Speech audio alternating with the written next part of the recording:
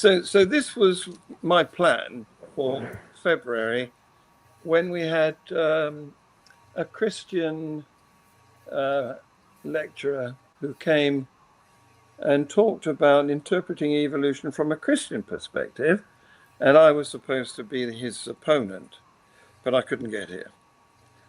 So the first point I want to make is that for the benefit of, the general public, atheism is a widely misinterpreted word. And so I want to put it out there that it's not a religion, though a lot of people would try to make it into one. And it's not an ideology.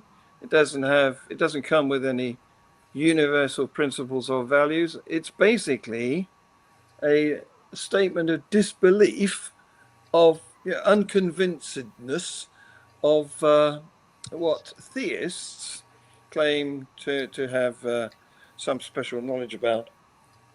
I see myself in the role of an interpreter, interpreting science into a language that a layman can understand.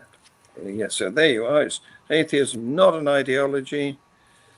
It's just not being convinced by the claims of theists. You don't need to be an expert in anything. Sometimes we get called upon to give an atheist view on things like evolution. Well, there is no agreed policy by all atheists into issues of that nature. So I know that theists want to straw man us into being immoral, purposeless God deniers, but nobody can reasonably assert that there is no God. There is no evidence of absence any more than there is evidence of presence. Until there is evidence one way or another, I contend that God is just an idea. What we do is we simply campaign for secularism and the normalization of non-belief.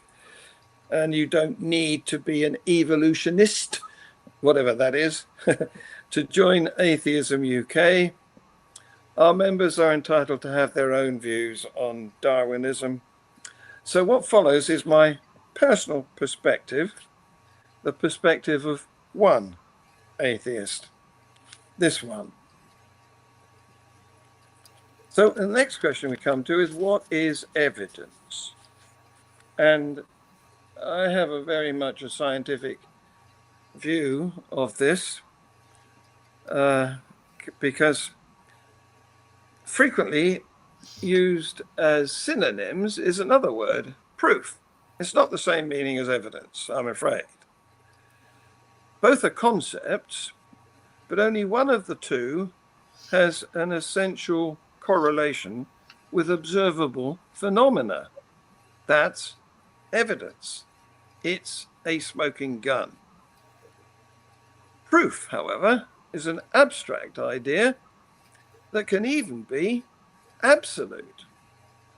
And since reality is relative, we haven't observed or created anything absolute.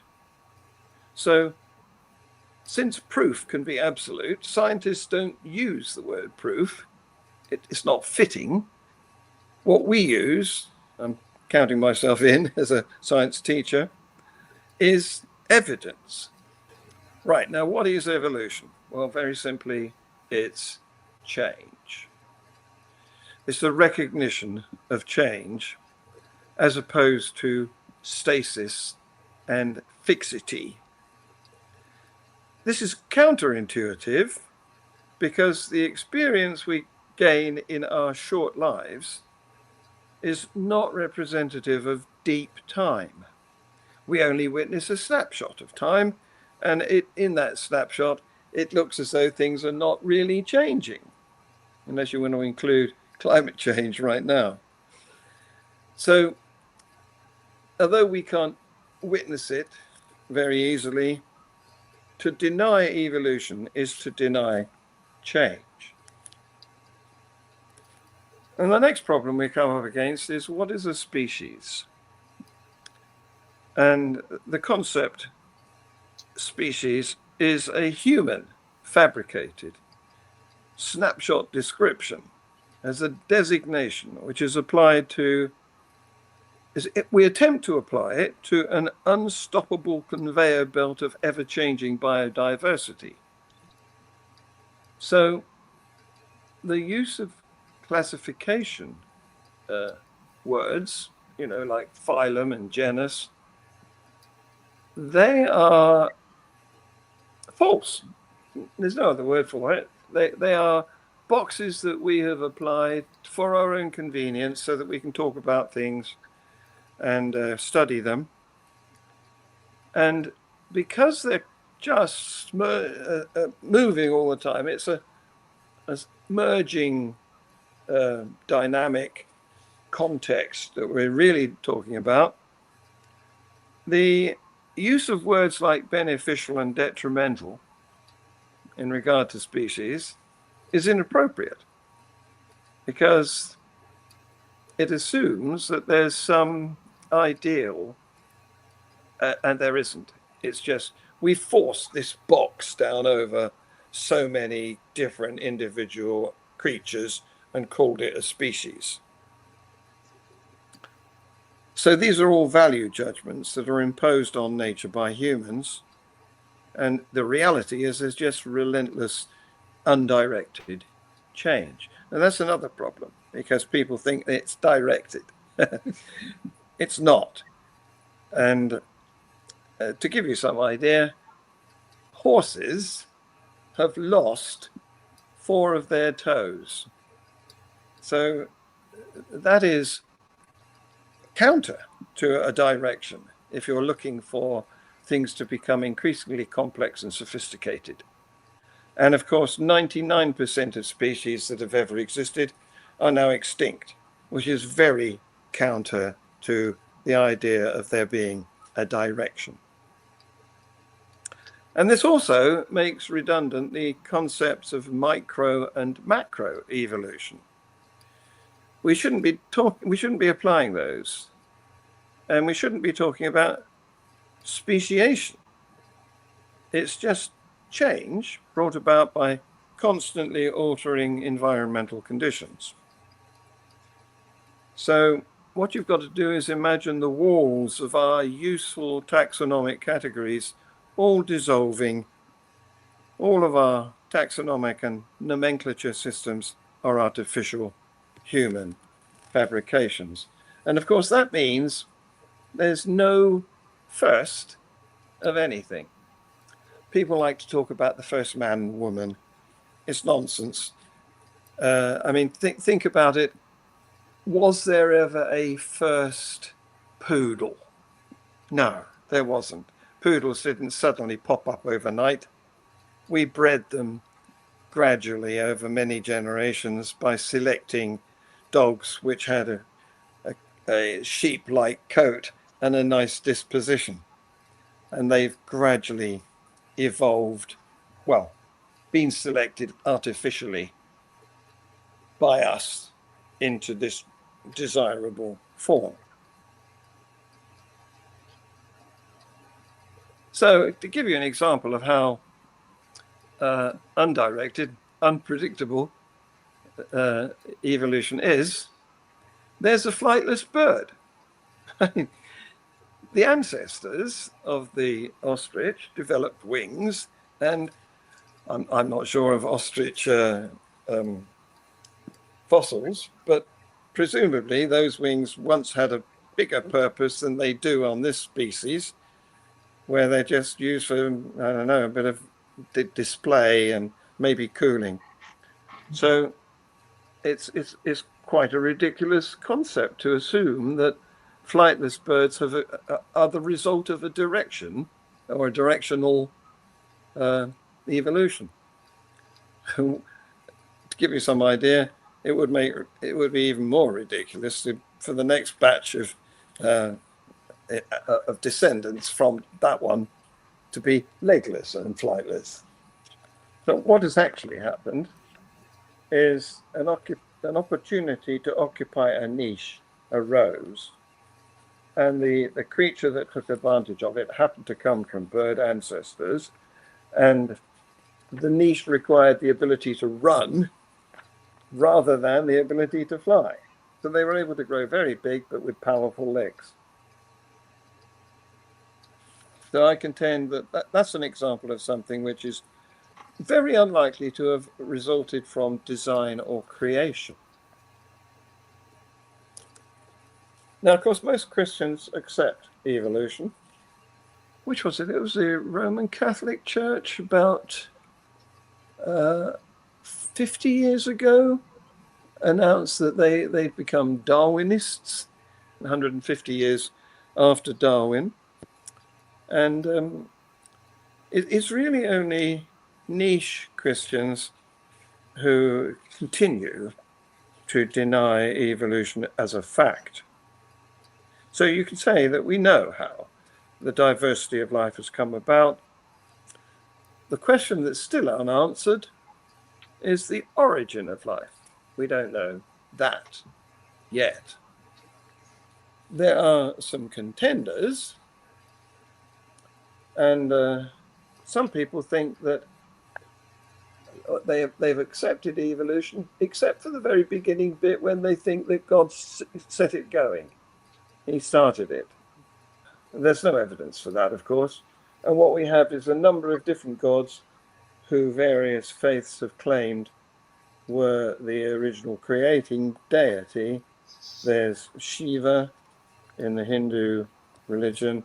There's Uncle in the Zulu religion. Vishnu, not Shiva. Shiva's the destroyer. Oh, Shiva's the destroyer. Vishnu's the creator. Yes. I've got it the wrong way around.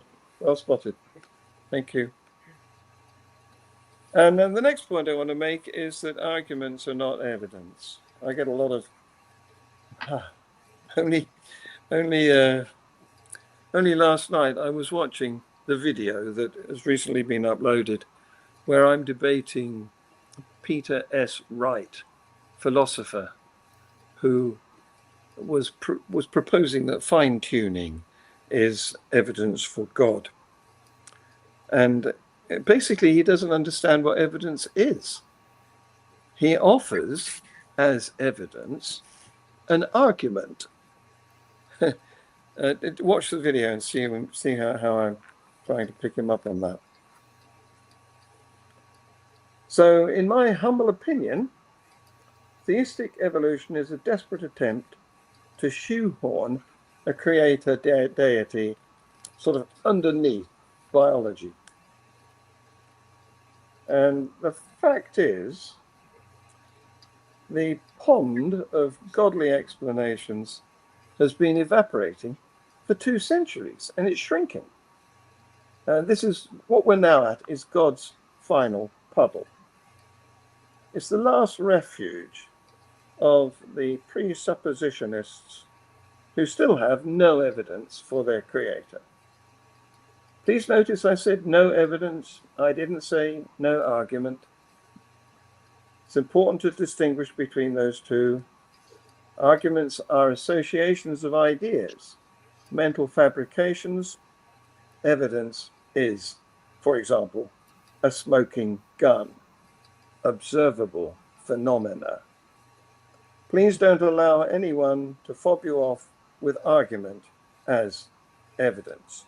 And incidentally, this is what William Lane Craig tries to do all the time.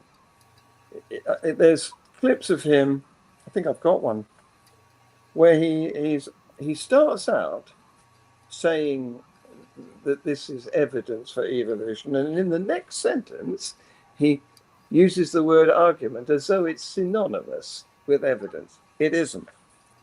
Existence. I claim that it is a scientific matter. I claim that you can't demonstrate the existence of something by thinking about it in your armchair. I think you can only demonstrate the existence of something except for yourself.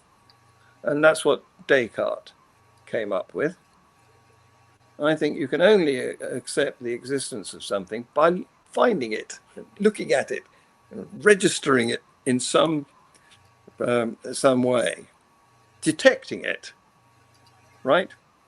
So, of course, Descartes, he came up with his cogito, and he also realized that that only proved his existence, not anybody else's or anything else's existence at all. How do we solve mysteries? Well, we solve them by acquiring knowledge. And there's two ways we can do that. Epistemologically, by thinking, and by investigating for observations. And I don't like this justified true belief nonsense. But I don't want to go down that rabbit hole at this point in time. I think you can only do justification by finding a match for observations that either deny or confirm your inference.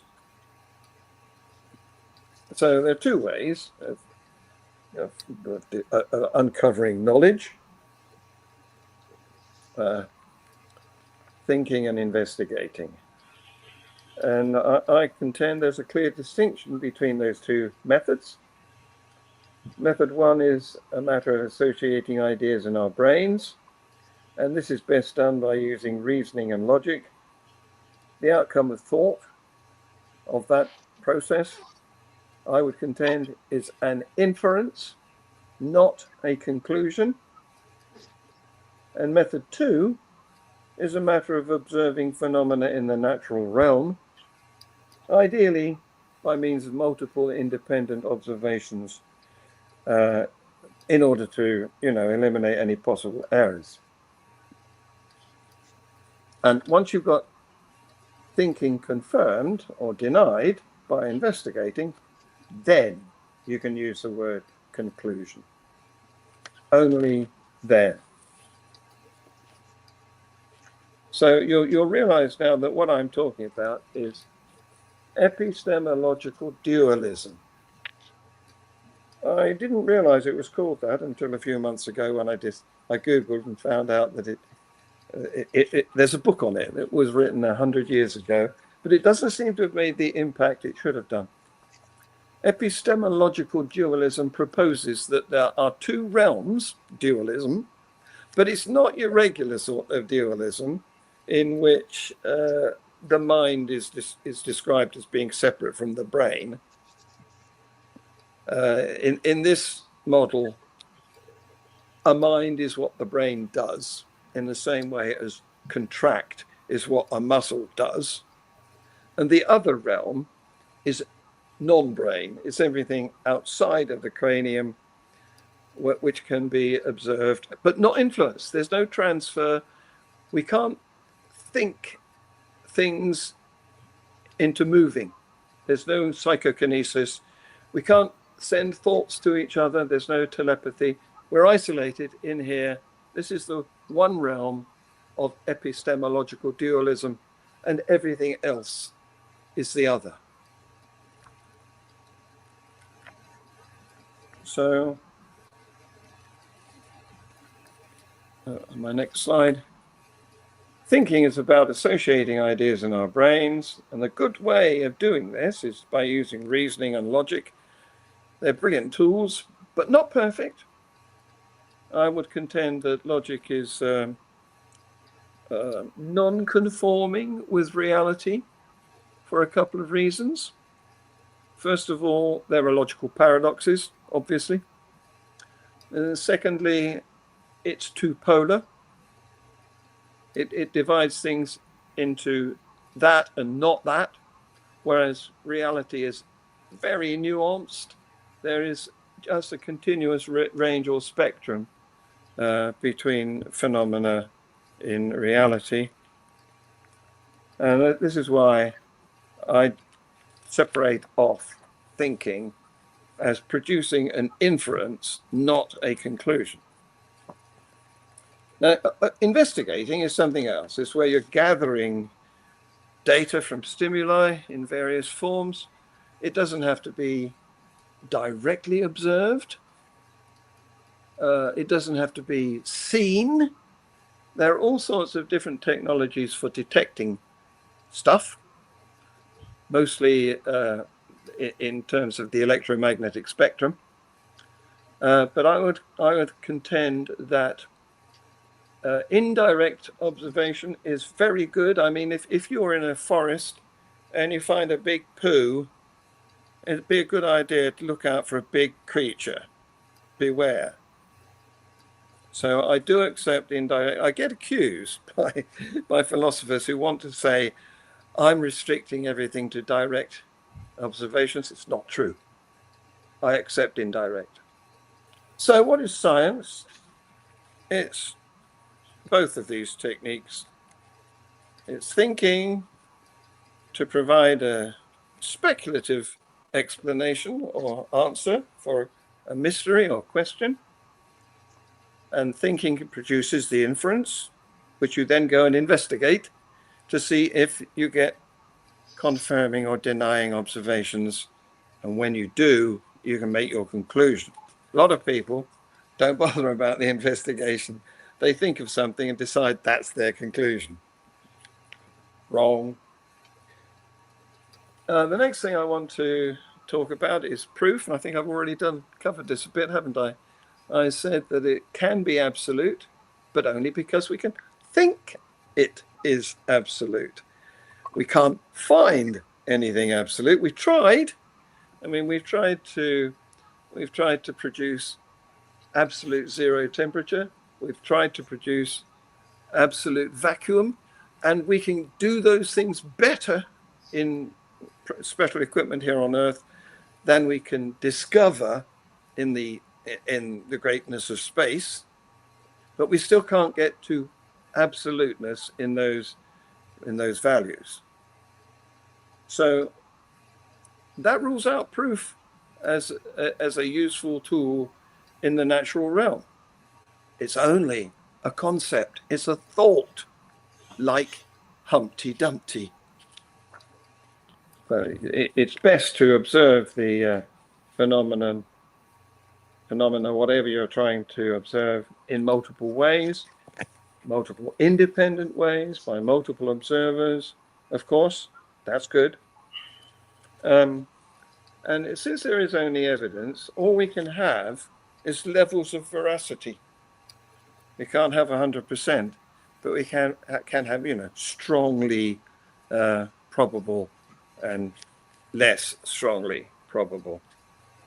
So in science, we have 3 levels of veracity. A theory in science, not in, common or garden language, not in colloquial language. I like to say theory with a capital T, the science version, and theory with a small t, which means in ordinary conversation, just a guess. So in science, a theory with a capital T is the strongest piece of information that we have. It can be based on facts, which are identical observations that have been multiply produced, and it can be tested. A theory has to have make a prediction, which you can check to see whether it stands up. And so it can be a very strong and ultimately undisputed theory. I mean, when they launched the Artemis rocket round the back side of the moon, it went there due to very strong theories of action and reaction, and parabola on orbits and stuff like that. And it worked. It bloody worked. The next level of veracity in science is a hypothesis. And again, this is a word that is misused by the general public. It shouldn't mean a weak possible explanation. It should mean a testable explanation. In science, ideally, a hypothesis is investigable. And if it's not, like, you can't investigate whether there's a God, you shouldn't call it a hypothesis. It's just speculation. So I would contend that a speculation is an unsubstantiated proposition. For example, there is a Loch Ness monster. That can't really be investigated. We've tried.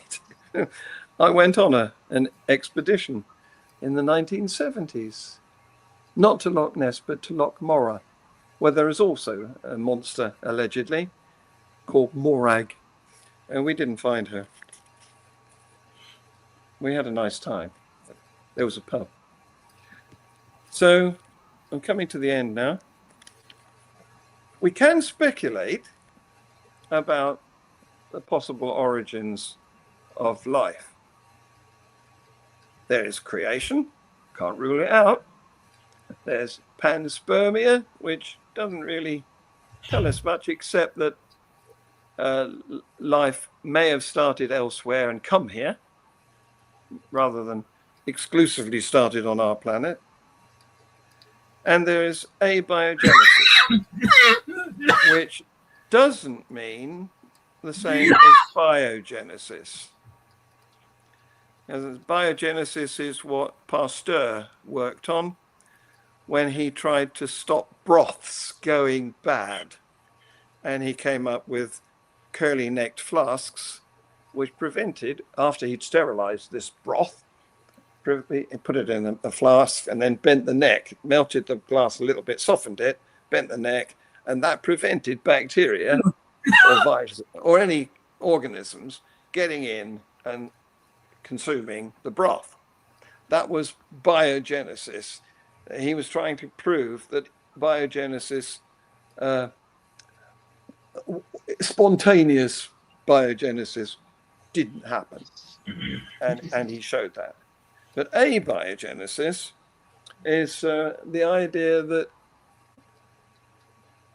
molecules have gradually become more sophisticated and complicated until they began to show rudimentary forms of properties that we might describe as being on the way to forming life.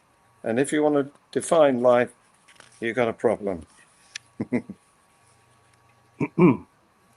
So what have I got on this slide? I've got creation is God done it. It's like spontaneous generation, zap, and there it was. And the Christian tale is full of nonsense. Creation in 6 days. A man made from dirt. A woman made from a man's rib. Incidentally, that would make her a Y chromosome owner, so she'd be male. So was Eve trans? Or was it Adam and Steve? So there's obviously nothing credible in the Bible. Don't buy it. It's bull, basically. And lots of different things that rubbish the concept of creation. I mean, green plants, photosynthesizing, we presume, plants, are reported as having been created before the sun. Make sense of that. So panspermia is interesting because it's looking more and more likely that there are examples of life elsewhere. It's probable that the building blocks of life are ubiquitous. In fact, recently we've discovered nucleotides, the basic units of DNA, in space. But what this does is it just shifts the question one step back. It says, okay, life didn't originate on the Earth, but it originated somewhere else, and we still don't know what the origin was.